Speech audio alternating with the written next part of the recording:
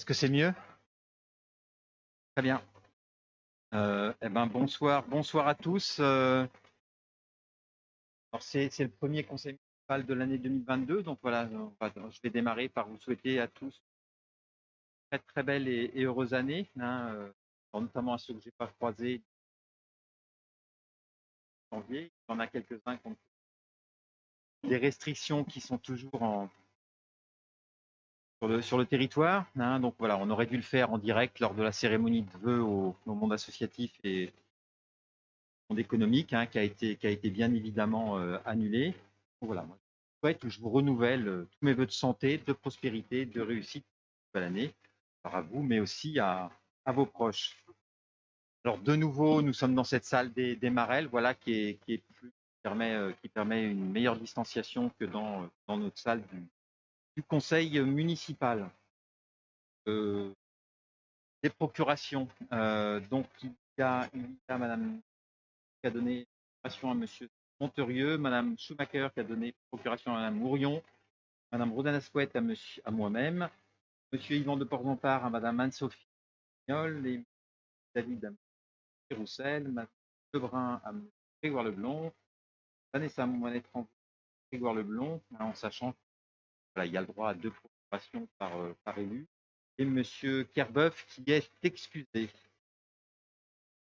Une désignation d'un secrétaire de séance, donc je propose de désigner Madame Gilles, hein, si elle l'accepte. Voilà, pas d'opposition. Très bien.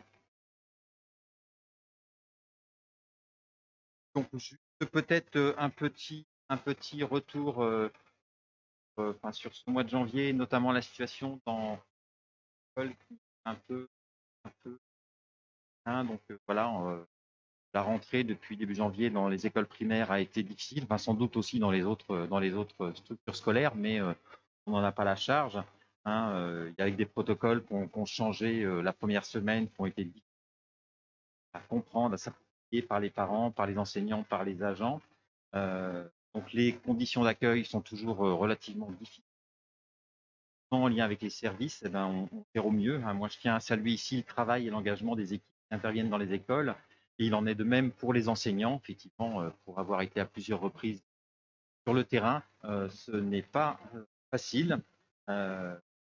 Et on s'adapte au mieux, hein, mais on est dans l'incapacité de toujours, encore cette semaine, d'offrir le niveau d'accueil et de qualité qui est attendu dans les services périscolaires en fonction des effectifs.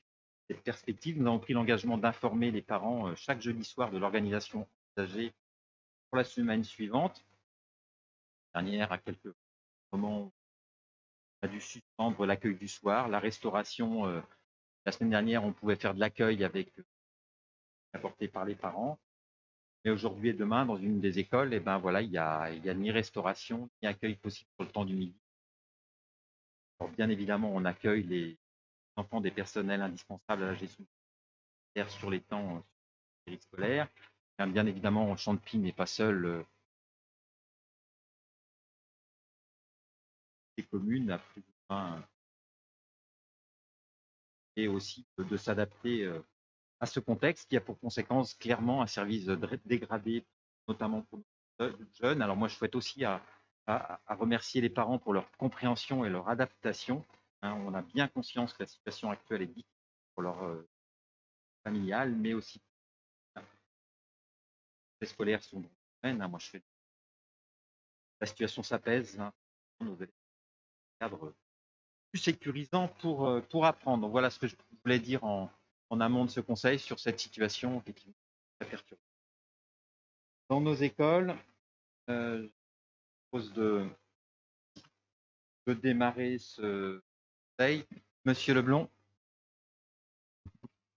Je vais garder le masque.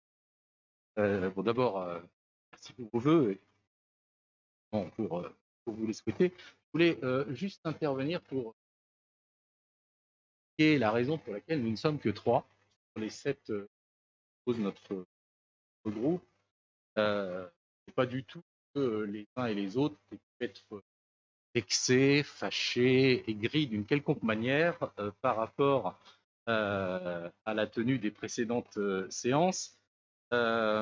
C'est simplement parce que depuis notre précédente séance du conseil municipal du 13 décembre, et vous l'avez évoqué d'ailleurs, monsieur le maire, en parlant de la situation dans les écoles, mais pas que dans les écoles, et d'ailleurs, le taux d'incidence Covid en France a été multiplié par 7. Par 7. Nous sommes passés de 510 cas pour 100 000 à 3 600 de bonne mémoire. Et la situation, vous l'avez dit, s'est complexifiée pour tous les acteurs de la vie locale, pour évidemment les parents d'élèves et les personnels des écoles, mais aussi pour les associations, pour nos commerçants et pour les habitants qui désormais, et particulièrement depuis aujourd'hui, doivent désormais répondre aux critères d'un nouveau pass vaccinal, pouvoir accéder à un certain nombre de structures et de services. Alors, vous me direz, et vous aurez raison, que les règles concernant la tenue des séances de conseil municipal, elles, n'ont pas changé. Voir que le taux d'incidence n'a pas d'impact sur les élus, il suffit donc de démontrer cela, dans le sens où nous avons tous, depuis quelques semaines, connu des proches qui ont été positifs et un certain nombre d'entre nous ont été également cas contact. Et donc, démonstration d'une suggestion par l'exemple, nous vous suggérons, monsieur le maire, que, tenant compte d'une règle qui a été remise en place au mois de novembre et qui permet à chaque élu, vous l'avez souligné, de porter 2 procurations, ce qui est d'ailleurs mon cas ce soir, et ben nous suggérons que, comme dans un certain nombre d'autres communes, en tant que garant de la bonne tenue des séances, vous puissiez inciter les membres du conseil municipal à user de cette possibilité qui nous est offerte, afin de ne pas risquer de donner le sentiment que finalement, pour nous, rien ne change.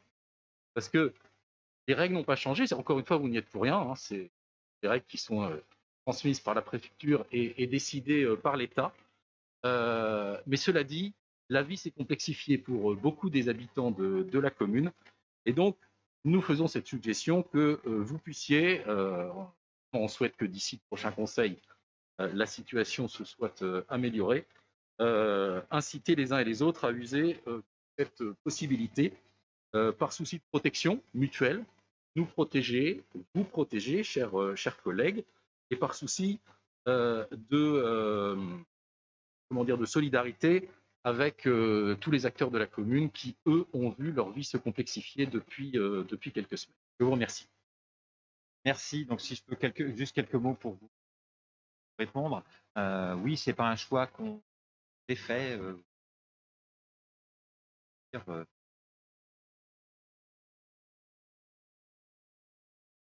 pense que voilà, on est aussi dans une instance démocratique et chacun, enfin, je veux dire, et on a pu rappeler cette possibilité de pouvoir. Effectivement, chacun sur le sujet. Moi, votre position me va tout à fait, enfin celle que vous avez prise. Je pense qu'on a aussi peu de temps d'échange, enfin sur ce qui la municipalité, et que c'est important que les élus, tous les élus, puissent eux-mêmes se dire ben moi je souhaite y participer parce que c'est notre débat démocratique. D'autant qu'on a un souci dans cette salle, c'est qu'on ne peut pas faire du direct, enfin de la vision en direct parce que ça passe très mal. Alors demain, je crois qu'à partir de demain, l'intégralité du salle sera. On va le faire, en direct. Et voilà, moi je pense que chacun est à même de se positionner sur le sujet. Et c'est clairement, enfin je veux dire, l'idée c'est qu'on se protège au maximum. On a changé de salle, elle est plus spacieuse, la porte est ouverte. On a aussi décidé de maintenir un peu de public. Voilà, donc, mais je veux, enfin voilà, alors ce qui aurait pu être bien, c'est que ce soit anticipé, on aurait pu en échanger parce que vous me l'avez dit avant le conseil, il n'y a pas de souci.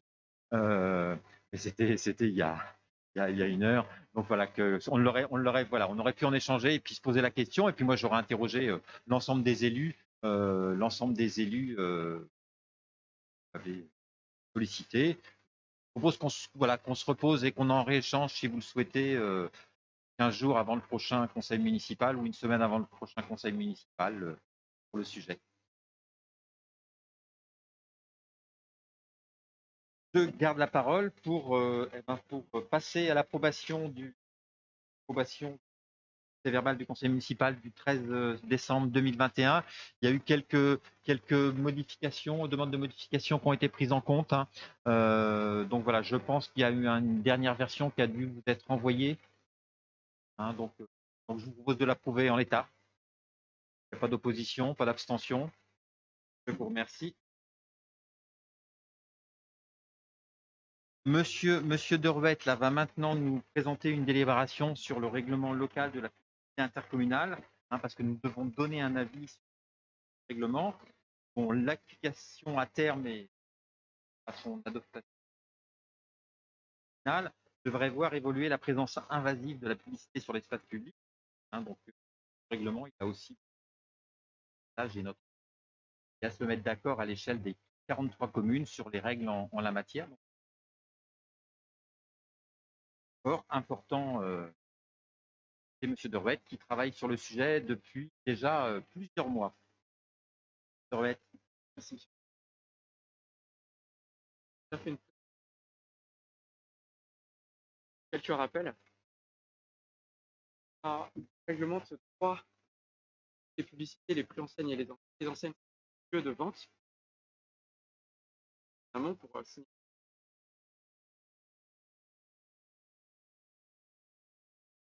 le règlement local de la publicité.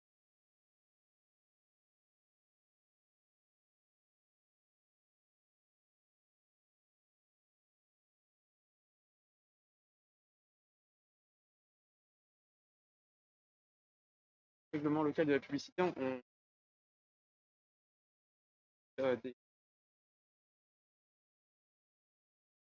la loi climat 21, donc c'est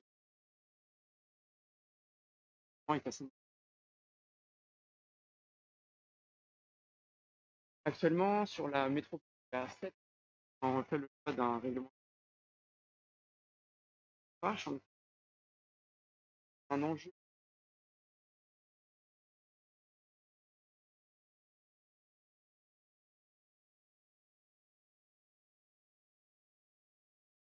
qu'il n'y ait pas de période de creux entre la fin des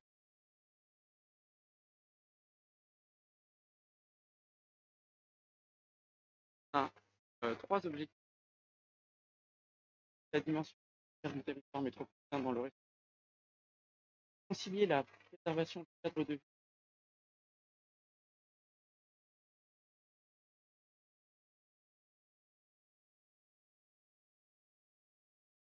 Calendrier.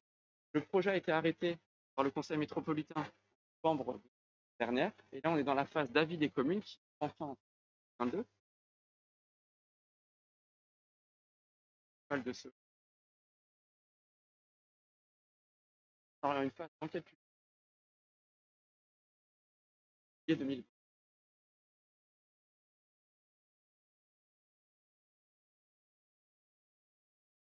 Un certain nombre de réunions préparatoires, concertation de la métropole, Internet. On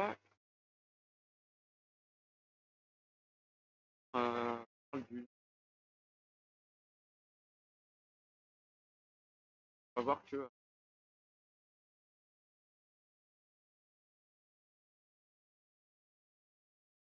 le RLPI s'oriente au 9 orientations dans le RLPI reprennent les 3 axes: préserver la qualité paysagère et l'archipel, en particulier préserver le garantir. On va voir que sur la pollution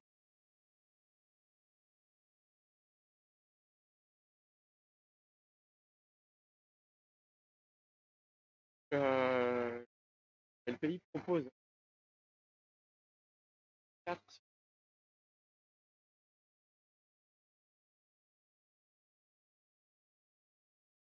seulement interdit 3 zones, 3 et ZP2 par ordre de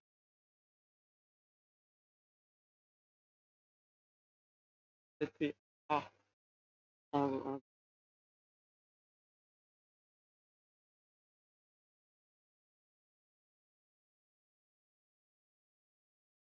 ZP3 sans axe dans Rennes intramuros, pas concerné.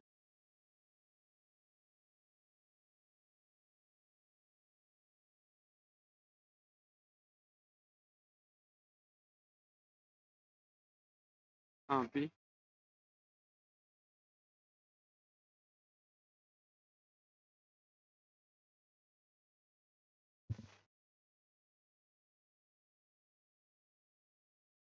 Et donc sur les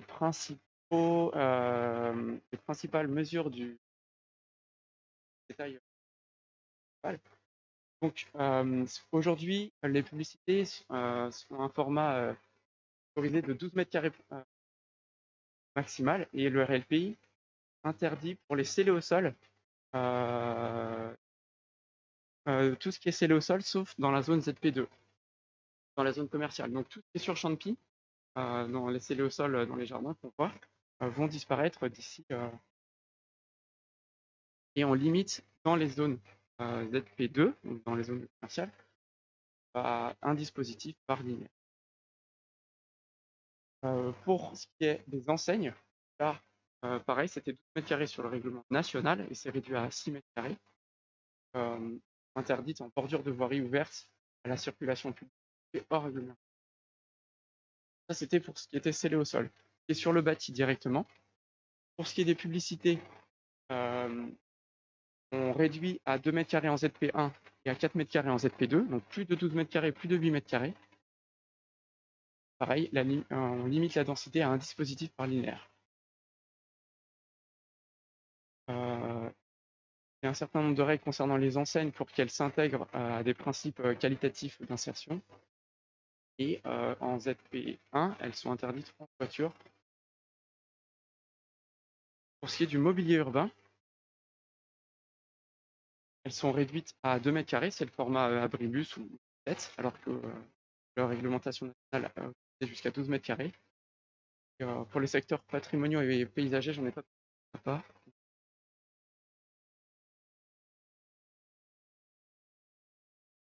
Concerne les dispositifs lumineux et numériques.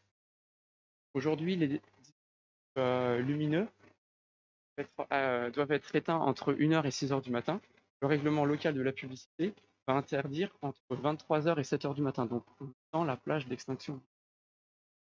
Et pour ce qui est des enseignes, elles devront être éteintes 1 heure après la fermeture de commerce, allumées maximum 1 heure avant le début. Les dispositifs numériques, presque interdits partout. Le seul endroit où c'est autorisé, c'est au format 2 mètres carrés dans les ZP2A. Et il y a des écrans numériques dans les vitrines, elles vont être interdites, elles vont être limitées à 1 mètre carré, surface cumulée par vitrine. Donc, et ça, c'est le dispositif la loi climat et résilience en août et qui est donc assez novateur dans ça. On a un certain nombre, le RLPI s'inscrit dans un certain nombre pour lutter contre la publicité. Donc on a un rappel du calendrier, donc le projet a été arrêté, on est dans un avis des communes et un certain organisme.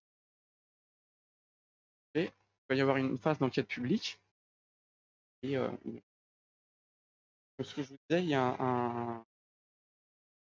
un enjeu que les communes approuvent ce projet. S'il y a une commune qui émet un avis défavorable ou favorable avec des réserves, ça reporte le vote de ce RLPI pour refaire un arrêté. Et donc, décale dans le temps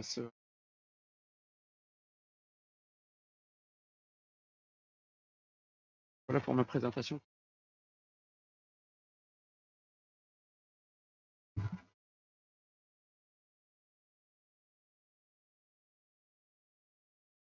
Merci. Est-ce que ça suscite des interventions?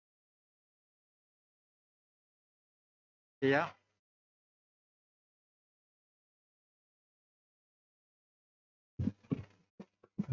Merci, Monsieur le maire. Merci pour cette présentation. Saluons l'avancée de ce projet de construction d'un nouveau règlement local de publicité qui nous est présenté donc ce soir. Je remarque que les objectifs sont partagés par une très très large majorité des élus de notre métropole, et j'en suis heureux.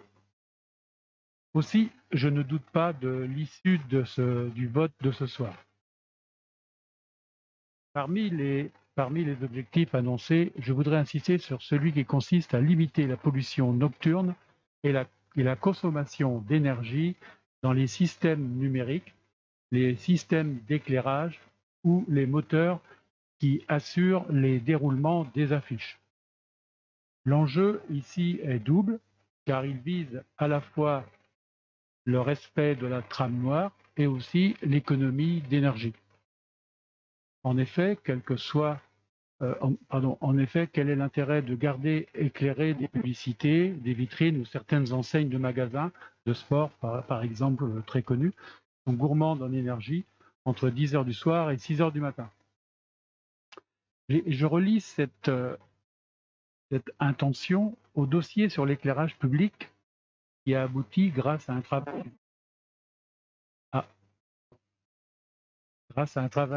exemplaire des élus responsables et des habitants du comité consultatif à une décision de réduction de l'éclairage public depuis août 2021. Décision saluée au niveau de la métropole. Pour rappel, dans son plan climat air énergie, Rennes Métropole ambitionne de diminuer l'éclairage, toute forme d'éclairage, de 40% en 10 ans, donc en 2030. Dans ce dossier de la publicité, il nous faut garder la même cohérence pour contribuer au même objectif. Dans les 6 scénarios de la future politique nationale d'énergie qui a été proposée il y a à peu près 3 semaines par RTE, 2 constantes sont présentes dans chacun des scénarios.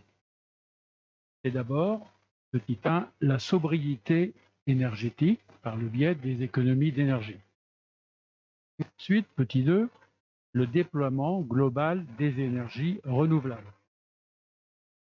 Donc, quels que soient les axes de la future politique énergétique qui seront décidés en avril prochain, nous devons garder en mémoire ces 2 points. Ensuite, à chacun de faire sa part. Nous, collectivités locales et territoriales, devons être ambitieux et exemplaires. Nous, administration, entreprises et commerçants, devons être innovants et responsables. Nous, habitants et citoyens, devons être acteurs et engagés. Car il n'y a que collectivement que nous réussirons le défi de cette transition. Merci beaucoup. Merci, Monsieur Caillard. Moi, je sais que le pays, s'il va à son terme et qu'il est adopté, ça va être une belle avancée. Je les compte bien, mais aussi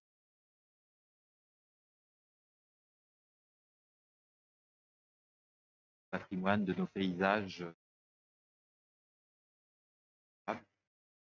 Même si dans le débat, je pense que certains souhaitaient un peu plus loin, enfin notamment dans le certains souhaitent aller loin, mais c'est déjà une sacrée avancée et peut-être déjà demain faire respecter la loi, ce qui n'est pas toujours le cas en la matière. Donc, il n'y a pas d'autres interventions. Monsieur Derouet. Dire que c'est un règlement novateur et ambitieux, il constitue un pas vers un espace public sans le harcèlement. La publicité, je le rappelle, est une nation, qui rappelle est discriminante, participe à l'environnement, à la surconsommation. Parmi les effets positifs de ce règlement, on note 60% des dispositifs, disparition des il y a une limitation extrêmement forte des numériques, une extinction des panneaux publicitaires la nuit. Le changement d'ici quelques années sera visible. Meilleur cadre.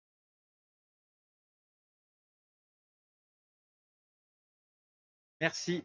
Donc, cette délibération, donc on est à une étape de cette procédure qui consiste à donner un avis sur les règles et du projet du RLPI en novembre dernier, qui concerne directement la commune. Donc, la présente délibération, elle sera intégrée au dossier d'enquête publique afin d'être portée à la connaissance du public. La commission d'enquête analysera l'ensemble des avis des communes, des personnes publiques associées, des autres organismes dans son rapport. Donc, il est proposé aujourd'hui aux membres de de bien vouloir leur émettre un avis favorable sans réserve sur le règle du projet de RLPI, directement la commune, l'article 153-15 du code. Formuler plusieurs remarques, alors proposer d'ajouter un lexique au règlement littéral permettant à chacun d'avoir la bonne définition et ainsi réduire les risques d'interprétation, enseigne, préenseigne, calcul de façade, incluant la façade vitrée, voie ouverte à la circulation, piéton cyclable, automobile, enfin voilà, rentrer dans une définition et une analyse très fine, très claire et par tous demain. Deuxième remarque, c'est dans la mesure du possible, en vue de faciliter le renseignement et l'instruction du dossier par les communes, préciser que certaines dispositions du règlement national de la publicité s'appliquent, y compris à l'intérieur des délimités graphiques, dans la mesure où le RLPI n'apporte pas de restrictions thématiques, par exemple, pas des enseignements éclairés en T2, par envoi au règlement national de la publicité. Troisième remarque, c'est dans la mesure du possible, afin de faciliter l'appropriation et l'instruction des demandes, faire apparaître assez clairement dans le rapport de présentation, dans le règlement littéral, les types de publicité pas soumis au règlement local de la publicité intercommunale. Voilà, je vous propose de voter. Donc, qui s'oppose à ce avis favorable, s'abstient, c'est voté à l'unanimité. Je vous remercie. D'accord, je parle plus près du micro, me dit-on. C'est pour l'enregistrement. Je vais faire mieux. Une délibération, là, c'est sur l'ouverture de crédit d'ici le vote du budget primitif. Donc, c'est Madame Ourion qui s'expose.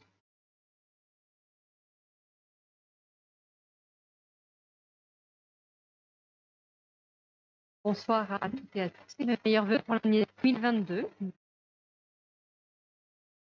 Nous apporter un peu de soulagement. Ce soir, nous passons la délibération que nous avons passée il y a également 1 an concernant l'ouverture des crédits. Pour rappel, cette ouverture de crédit se fait dans le cas où le vote du budget préventif a lieu après le 31 décembre. Elle permet d'assurer le paiement des factures aux entreprises et de préserver la trésorerie de la collectivité pour l'année 2022, puisque nous n'avons pas encore voté ce budget. Donc, afin de pouvoir payer les dépenses d'investissement avant le budget 2022, le municipal peut autoriser le maire à payer dans la limite de 1 quart des crédits d'investissement inscrits au budget de l'année précédente, donc 2020. Pour mémoire, cette décision est prise également donc en début 2021, ce qui permet de payer certaines dépenses d'investissement avant le vote du budget. Je pense qu'il y a un problème de connexion.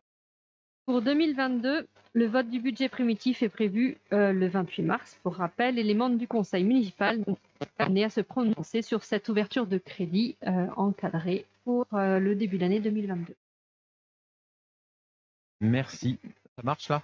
De survoix, voilà. C'est très susceptible comme micro.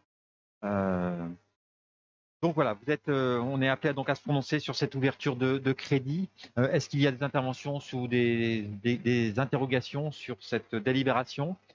Donc je vous propose de passer au vote. Donc qui s'oppose, qui s'abstient, donc c'est adopté à l'unanimité. On va pouvoir fonctionner. C'est-à-dire vote du budget.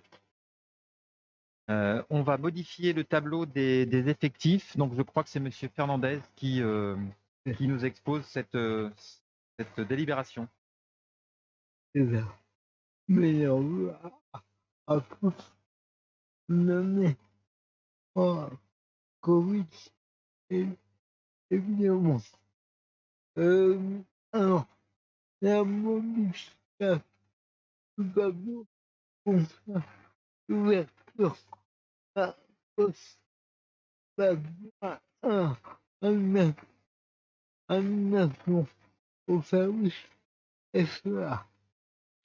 Vous vous rappelez que on m'avait prévu, vous vouliez un poste à compter du 1er septembre afin de continuer notre travail de vérifier la réalisation, tenant compte des besoins du service SEA qui souffre énormément par et pour tous les nécessités. Oui, c'est maintenant un monsieur Papa qui va permettre par ailleurs de répondre à un besoin de mobilité interne. En avant, pensez qu'à les proposer au compte de se prononcer sur le projet de création d'un emploi, pas besoin d'animation, à répondre des requêtes pour voir l'équivalent complèt des vêtements, famille, pension, accompagné comme soutien et donc ainsi que les crédits nécessaires à la rémunération de la banque au 2022. Il est précisé que le comité technique sera informé de cette création pour sa séance du 3 mars 2022 pour la mesure des services d'une création de poste. Merci, Monsieur Fernandez. Il y a des questions, des interventions sur cette ouverture de poste. Donc, il s'agit bien de l'ouverture d'un poste d'adjoint d'animation au service éducation animation. Donc, sur les 3 prévus, là, c'est un équivalent de 0,8 équivalent temps plein. Donc, vous êtes invité, donc le conseil municipal est invité à modifier le tableau des effectifs tel qu'exposé ci-dessus, et préciser que les crédits correspondants sont inscrits au budget. Vote contre, qui s'abstient, c'est à l'unanimité. Je vous remercie. Monsieur Fernandez, toujours sur les archives communales et le recours au service des archives départementales. Alors, comme vous savez, la commune a récemment aménagé un nouvel espace dédié à la conservation de l'archive afin de répondre à la fois aux principaux points des normes de conservation et afin de prévoir un nombre régional suffisant. Il accepte aménagement et en vue du concert de ces archives ne puisse pas être confié à madame Claudia Sarré, commission territoriale. Il a été estimé que le mètre linéaire de la serait de 60 mètres avec un gazon la durée à peu près 3 mois. Ce travail pourra être conçu à pièce de diplôme d'histoire et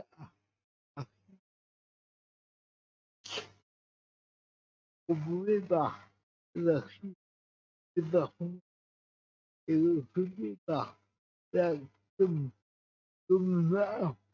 On m'a essayé de calculer un peu le coût pour la commune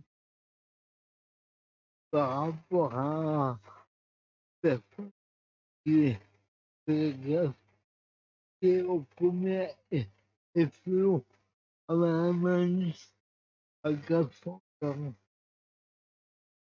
C'est un ami pas vrai, 60, probablement pour environ 1 600 € en fait.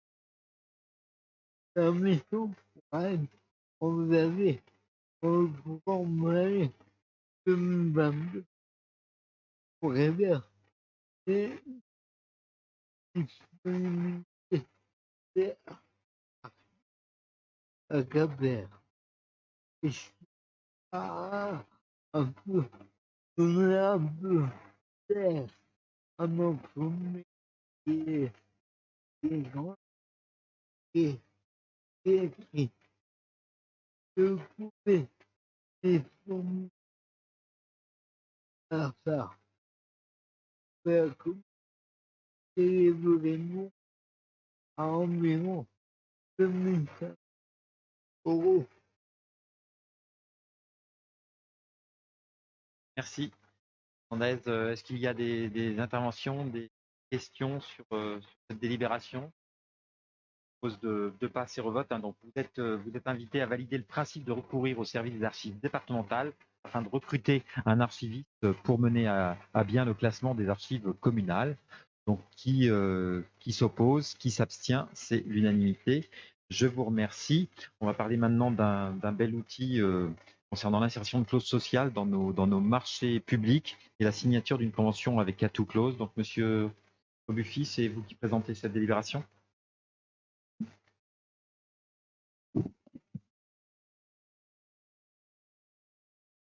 Bonsoir à tous et meilleurs vœux. Cette convention a été examinée en commission le 12 janvier dernier. Atout Clause est un pôle d'expertise en clauses sociales et marchés réservés pour le bassin rennais. Il propose des délais communs à insérer et suivre l'application de clauses sociales dans les principaux marchés publics et les conseiller les marchés réservés. Sur Champy, il serait ainsi possible de réserver un volume d'heures de travail à des personnes éloignées de l'emploi, comme cela a déjà été fait sur les marchés de travaux de la tranche 1 du bocage citadin par exemple. Cela pourra aussi concerner des marchés comme celui du groupe scolaire, l'entretien des espaces verts et la tranche 2 du bocage citadin. La participation à ce projet se fait via un conventionnement annuel et le versement d'une subvention de soutien. Le montant pour cette subvention annuelle s'élèverait à 3 800 € en 2022, 2023 et 2024. On prend une part fixe d'entrée dans le dispositif de 2 500 € et une part variable calculée en fonction du niveau de mobilisation du dispositif.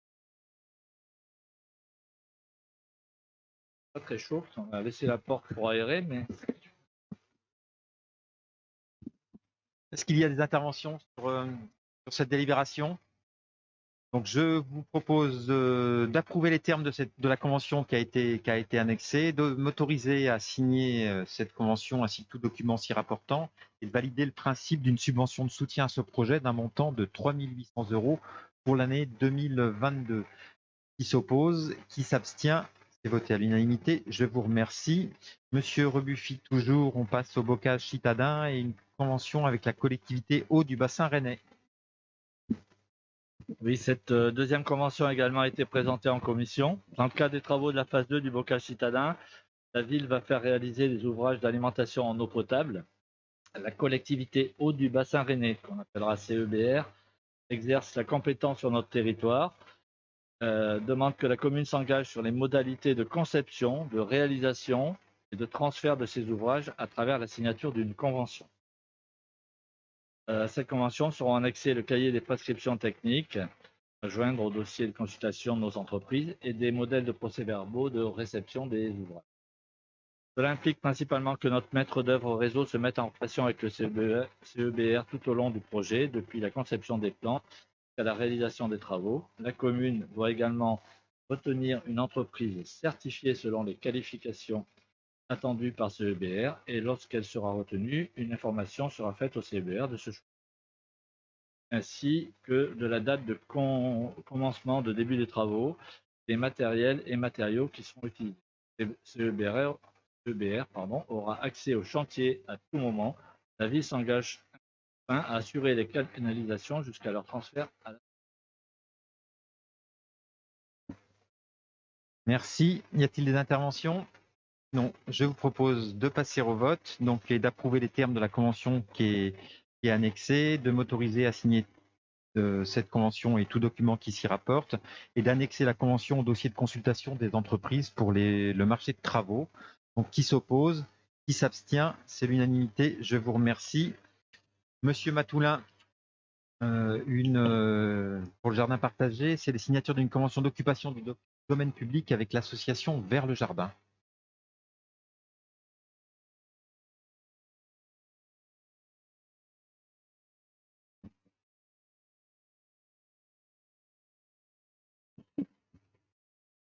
Oui, donc merci Monsieur le maire. Bonne année également à tous les membres de ce conseil. Donc l'association, donc les jardins partagés. Donc dès 2016, effectivement, dans le cadre des aménagements des espaces publics, la ville de Champy souhaitait mettre à disposition des habitants du quartier jouxtant Rosa Park un terrain communal pour y développer l'activité de jardinage. Donc les terrains qui a été retenu se situent donc sur la coulée verte derrière le lieu de Coxy Market externe.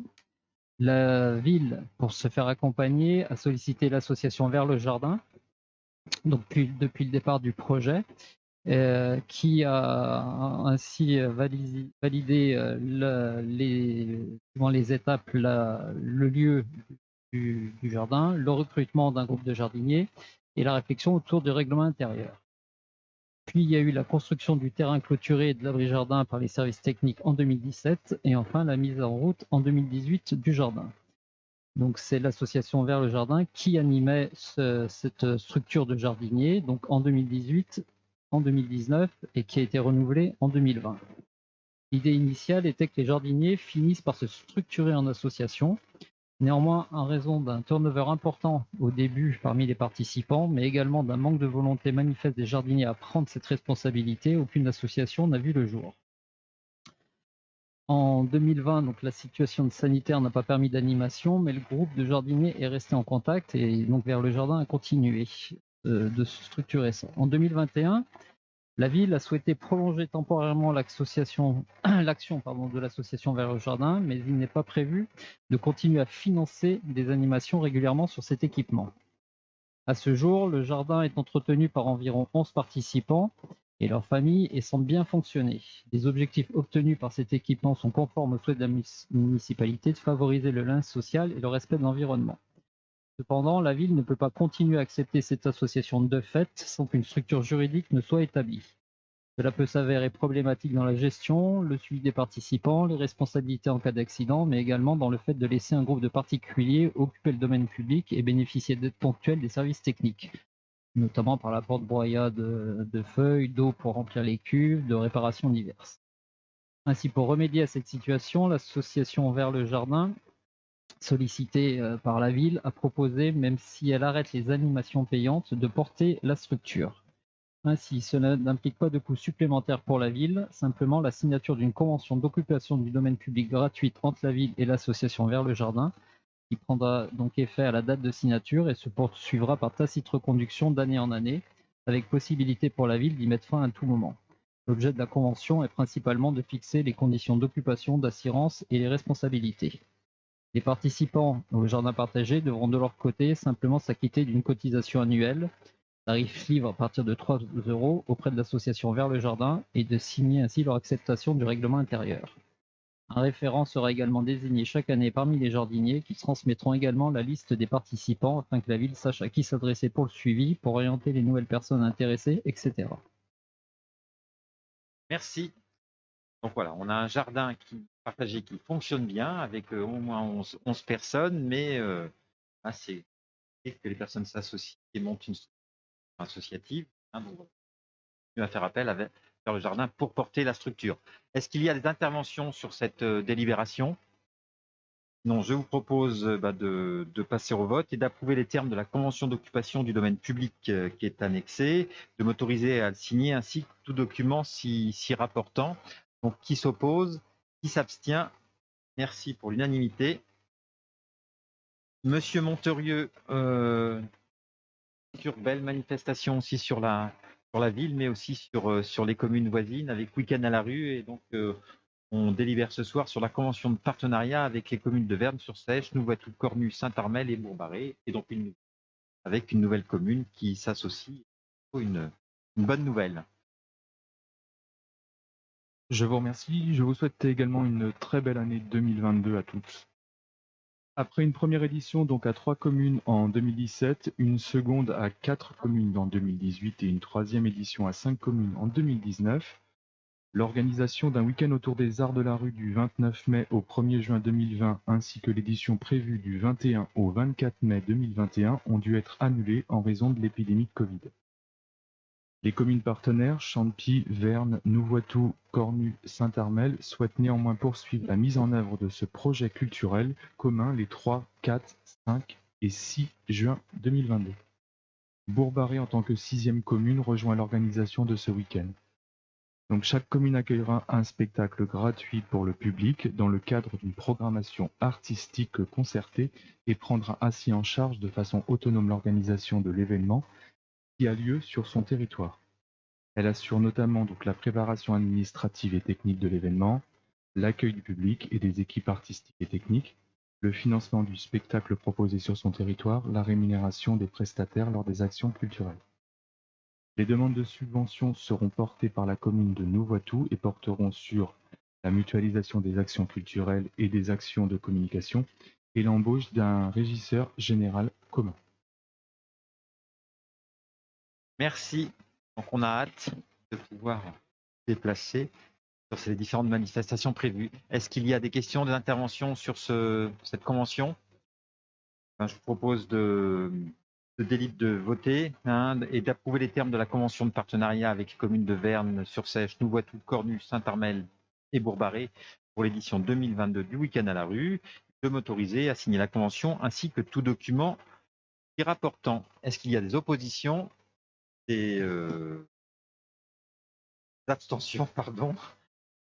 Et c'est voté à l'unanimité. Je vous remercie. Voilà, on a fait le tour de l'ordre du jour. Vous avez sur la table bilan de la gestion déléguée pour ce conseil. Donc voilà, et puis une information sur une convention d'occupation temporaire.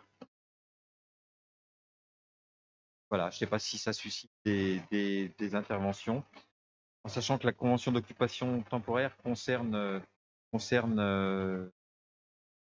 la ville et la SEM Énergie B pour une convention d'occupation temporaire pour la mise en place et l'exploitation d'une centrale photovoltaïque sur la toiture du nouveau groupe scolaire, qui est aussi une démarche intéressante. Monsieur Caillard. Oui, je voulais mettre la surface totale des panneaux.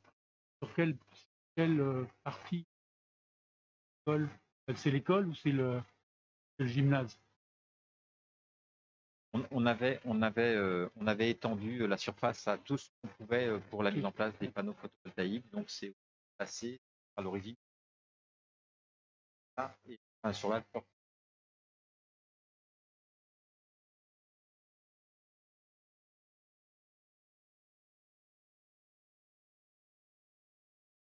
Ça, c'est une question piège, Gaillard. Une interrogation dès le mois de janvier. Non, on pourra fournir la réponse, bien évidemment, dès demain. S'il n'y a pas d'autres interventions, donc on se retrouve alors on verra dans quelle configuration, le 21 février prochain, hein, où on aura le rapport d'orientation budgétaire, donc un moment important pour notre commune. Je vous remercie, je vous souhaite une belle soirée.